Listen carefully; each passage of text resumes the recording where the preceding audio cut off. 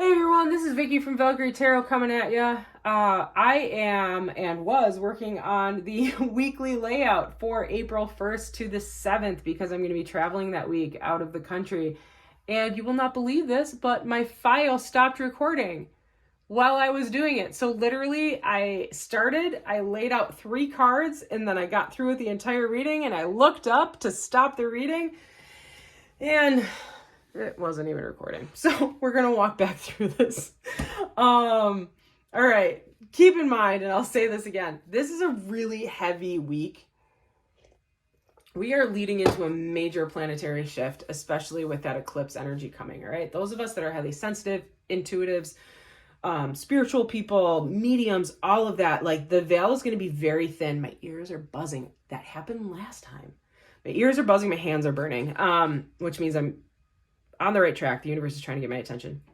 The 8th is going to be a very heavy day energetically. And our jobs as empaths, spiritual practitioners, we need to be the shepherds for the rest of society that don't have these inclinations or these talents, okay? We've already been up-leveled. We've been upgrading. I don't know if you guys have been feeling it. There have been days when I've been sleeping like an absolute log. My head hits the pillow, my alarm goes off 10 hours later, and I'm like, oh my God, that's crazy. I've never had such a good night's sleep. And then the next day I'm like up and my brain is spinning and I've got all of these ideas for things that I have to do to prepare for whatever's going on for the next week.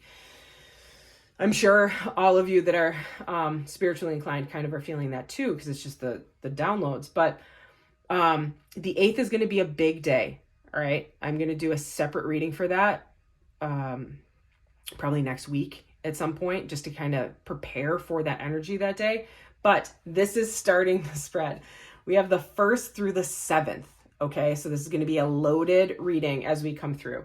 All right. On the 1st, we had the 4 of Swords in reverse, confirmed with the Queen of Pentacles, and then also confirmed with the King of Clubs from the Lenormand deck. Okay, the Lenormand deck is it's not exactly an oracle, it's not exactly a tarot, it's a combination, okay? So when we're looking at a day like the 1st, it is a reminder that, hey, anything that you've been through, you had to rest and recuperate, time to get up, shake it off, put on your boots, get out there, get dancing, get back to what you love and desire. If you want to be able to give and provide for other people, you are able to do that. And there is no one that is going to be able to tell you otherwise, okay? Because you are in Virgo energy and you are also in Aries energy. These are 2 of the most stubborn signs of the zodiac, and they are extremely, extremely persuasive, okay? So don't let anybody change your mind on how you want to be on the 1st. It will be a day of needing to maintain your stability though, but don't let yourself get hot-headed because we obviously have the clouds in the valley here. So a storm could be brewing underneath is what I'm saying. You might be feeling a resistance of people telling you like, hey, you need to calm down, or hey, maybe you shouldn't do it that way. And your body's like, don't tell me what to do. I know what I'm doing. I'm here. We're good. You know what I mean? Don't get that resentment is what I'm trying to say. All right. So for Tuesday the 2nd, we had the Knight of Pentacles confirmed with the 9 of Cups in reverse, and then the Mountain card or the 8 of Wands energy. Okay. So the 2nd might be a day where you are going to have some financial conversation. Something might be coming your way. You're excited about it, but it's not there yet. Don't spend the money before you have it, okay? Don't over celebrate until it's in your pocket, okay? Because, and I'm one to speak for this here. Sometimes I'm like, yeah, I'm going to get a great tax refund. I'm excited for it. And then this year I owe on my taxes and I'm like, shit, I already planned for how I was going to spend that money. You know what I mean? So don't be overzealous. Like make sure you have all your eggs in one basket before you go to the market, all right? The Mountain is also a very stable energy. It is a millennia old. It has a lot of knowledge. It has a lot of earth energy behind it, a lot of stability. But remember, it was caused through chaos. It was caused through an earthquake, most likely, right? So with chaos comes stability. But remember, You need to be even keel on this, blending in from the first here. Be even keel on this, make rational decisions these next couple days. Don't try to be like overly frivolous with what you have, because you might actually wind up broke, okay? On the 3rd, we have the 5 of Pentacles in reverse, confirmed with the Wheel of Fortune in reverse. And then we also have the, 7 of Swords, okay? 7 of Swords is about a energy that might be manipulative in some way, shape, or form, okay? So we're in that 5 of Pentacles energy. We're no longer feeling like we're left out in the cold. We feel like we belong a little bit. That imposter syndrome is gone. It's trickling away. Like, yes, I'm worthy of this. I deserve this. But the Wheel of Fortune is stalled. And the reason it is stalled is because something might have been manipulated along the way. You might have been forcing something to happen before it was able to happen. Okay. And then obviously you see these crows here. A collection of crows is called a murder. And I'm not saying that there's a murder that's going to happen, right? But they are communicators. They are messengers. Okay. A lot of people believe that crows are messengers from the veil, from beyond, right? And if we listen to them, they have different things to think about, right? We're looking at also an old type of structure here. So something similar to, oh gosh, I don't know why Tombstone just popped in my head. My God, I just blanked on it. Something similar to Stonehenge. Thank you. In Easter Island. All right. These were built a millennia ago. We don't know how they got there. We don't know how they were built, right? But we're just in awe of it. And sometimes we are so in awe of where they came from. We're so in awe of the beautiful stories and fables about these things that we forget that there's a truth to how they were made, okay? And sometimes we're so blinded by the lies and the stories that we can't see the truth behind it. So that is your energy for the 3rd. Don't be blinded by persuasion. Don't be blinded by trying to force something to go your way. If you try to force it, the universe will pull up the reins, hit the brakes, and say, nah, you don't deserve this yet. Not until you act properly, that kind of thing. All right, on the 4th, this was a beautiful day, the 4th here. Really, I had a really beautiful message, and I, of course, can't use it now. So we have the Queen of Cups confirmed with the 4 of Wands, and then you have the 8 of Pentacles all in there, all right? If you are a person that's looking for commitment, looking for someone to commit to you, or looking for a really stable promise, like a contract, this is the day, okay? The 4th, number 1, it's 4/4/2024. You can't get more stable than a number like that. You have 4 and 4, and then 2024, which ends up to 8. 4 and 4 add up to 8. You have 2 8s. This is a highly abundant day, okay? Spiritual, numerology-wise, highly abundant, okay? This is probably going to be a day of commitment. It is probably going to be a day where someone might propose. It might be a day where someone gets married, okay? Honestly, numerologically, it's an amazing day to be in, okay? So just think through the process there and just understand that the world also is, the universe is also saying 8 of Pentacles. That's about work. It's working together towards a common goal, right? It's putting the work in and knowing that you will be rewarded in the end. And that is the day that you're going to have on the 4th. If any of you are considering proposing, yes, on that day. All right. Coming into the 5th, then we shift to a Tower moment in reverse, Temperance in reverse, and then we have the Queen of Cups, okay? So this is a reminder that things might not go exactly as planned, but to be patient.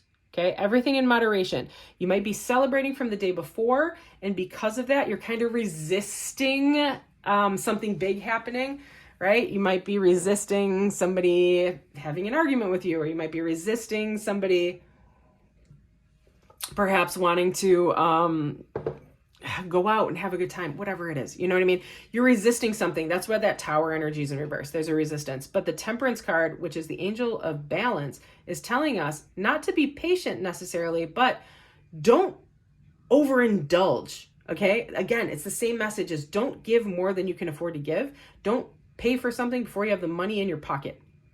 All right, you got to be really smart on a day like this. And when we have that Queen of Cups energy, this is a person who wants to give, who wants to nurture, who wants to love. So you might be seeing someone, especially when we have this stork energy here, and then the castle with represents a household.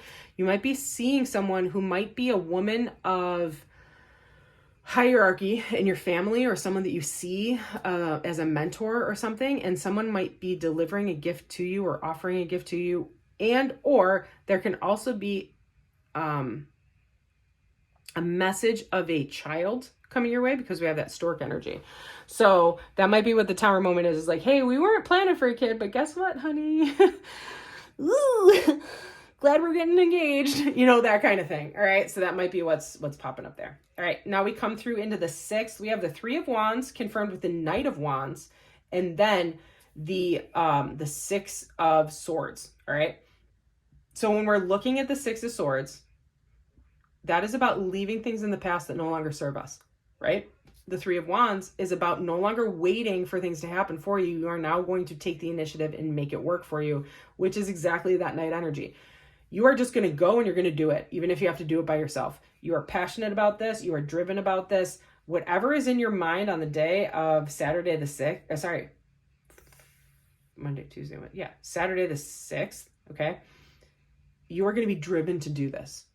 And you're leaving whatever didn't serve you in the past. Now, the symbol below here is the thistle. It's a really great Scottish and Irish. You also have the 4-leaf clover down there, type of symbol here. And they are hardy symbols.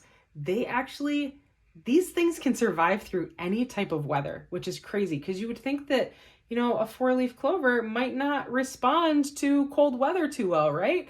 But it can grow anywhere. And while I'm on it, these are 2 actually 4-leaf clovers that I found on my own a couple years ago that my mother was wonderful enough to press and seal after they dried out so I could keep them.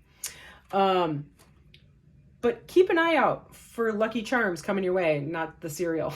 You know what I mean? Like, the universe is going to give you some feeders. It's going to throw the worm out to you, right? You got to be able to know which hook to take. And this is going to be a day on Saturday that's going to be really good for you energetically and spiritually as well. Then we've got Sunday the 7th. That was the 2 of Wands clarified by the 9 of Pentacles.